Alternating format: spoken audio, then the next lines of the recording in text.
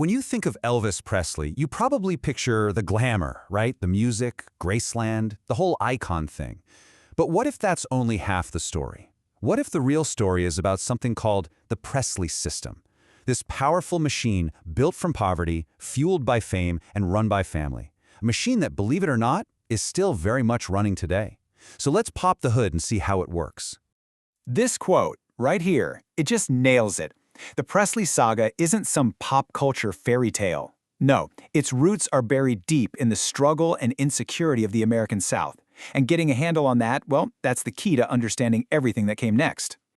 All right, so here's our game plan. We're going to look beyond the myth, dig into that foundation of poverty, see how fame really affected the family, understand Graceland's central role, unpack the battle to control the legacy, and finally see how this whole story is still playing out. So our goal here is to really reframe this whole story. We're not just running through the biography of a rock and roll star. What we're actually looking at is a fascinating, real-world case study of how a family becomes a modern dynasty and what it takes to keep that engine running. Everything, and I mean everything, starts in Tupelo, Mississippi. You see, the constant financial hardship the Presleys faced early on, that wasn't just a backstory. It became the psychological bedrock for the entire family, creating this intense, lifelong drive for security that would shape every decision they ever made. Look at this contrast. It says it all. On one side, you've got Tupelo. Think insecurity, instability, total vulnerability. And on the other, Graceland, the absolute opposite. Ultimate security, a private fortress, total control. That journey, from one to the other, that's the central motivation of the entire Presley story. And listen, these were not abstract problems. Elvis was born to a poor family in '35. His dad, Vernon, even did a short stint in jail, which made their situation even more desperate. And woven through all of this was a profound personal tragedy. His twin brother, Jesse Garon, was stillborn. All of these events forged an unbelievably tight family bond and this lifelong search for a safe haven, a search that would one day lead them straight to Graceland. Now, to understand how this history got used, there's this really handy German concept. It's called Herkunftserzählung, basically the origin story. The Presley system took the family's very real, very painful struggles with poverty and polished them into this powerful, marketable narrative. Their humble beginnings became a huge part of the official Elvis brand, a story of authentic, rags-to-riches triumph. So, with that foundation of insecurity, what happens when global fame just explodes into their lives? Well, it didn't just change their bank accounts, it completely warped and redefined their family relationships. The pressure was immense, and you can see it nowhere clearer than in the dynamic between Elvis and Priscilla. Okay, so the timeline is pretty well known, right? They meet in Germany in 1959. He's a 24-year-old superstar. She is a 14-year-old girl. They get married 8 years later, their daughter Lisa Marie is born, and then they divorce in '73. But, the dates, they barely scratch the surface of what was really going on.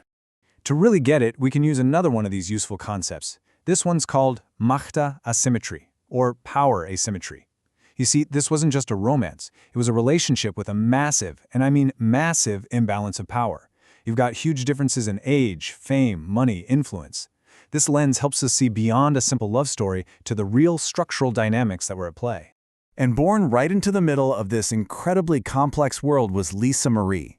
She wasn't just a daughter, she was the sole heir to a cultural throne. From the moment she was born, she had to figure out how to live a life where her family name was already a giant public institution. Now, at the physical and symbolic center of this whole system is, of course, Graceland. But as we're about to see, it is so much more than just a house. It is the literal heart of the Presley machine. Graceland is amazing because it has these 4 distinct faces, and you can see its evolution. First, it was a private home, that fortress we talked about. Then, after Elvis died, it became a ritual site, a place for pilgrimage. Then it transformed into a public museum, curating the myth. And finally, it became what it is today, a massive business enterprise, an engine that turns memory into money. And the scale of that business, it's just staggering. More than 600,000 people visit Graceland every single year. This isn't just some tourist trap. It's a major economic force that keeps the entire legacy spinning. And it's so important to remember, this didn't happen by accident. Opening Graceland to the public back in 1982 was a calculated, incredibly high-stakes business decision, and it was driven by Priscilla Presley. It was a bold move to save the estate from financial ruin and, really, to secure the family's entire future. And that one decision leads us right into the next chapter, the ongoing battle to control the king's legacy. This is where those emotional family ties slam right into legally binding contracts, and believe me, the stakes could not be higher. This table really lays out the line of succession so clearly. After Elvis's death, control went from his father, Vernon, to a group of co-trustees, which included Priscilla. Eventually, Lisa Marie became the sole heir, and now that huge responsibility rests on the shoulders of her daughter, Riley Keough. It's a direct, unbroken line of legal and financial power. Which, of course, begs a huge question. When a legacy is this valuable, how in the world do you protect it? Well, the answer is you have to fight threats from both the inside and the outside. So, from the inside, protection comes from these complex legal things like trusts. But here's the twist. Those same structures can become the battleground. The widely reported legal dispute in 2023 between Priscilla and her own granddaughter, Riley Keough, over Lisa Marie's trust. That's a perfect example of these internal pressures boiling over. And then you have the threats from the outside. An asset as famous and valuable as Graceland is a constant target. Just in 2024, the estate had to fight off a totally fraudulent attempt to force a foreclosure sale. It just proves that protecting this legacy requires being on high alert legally all the time.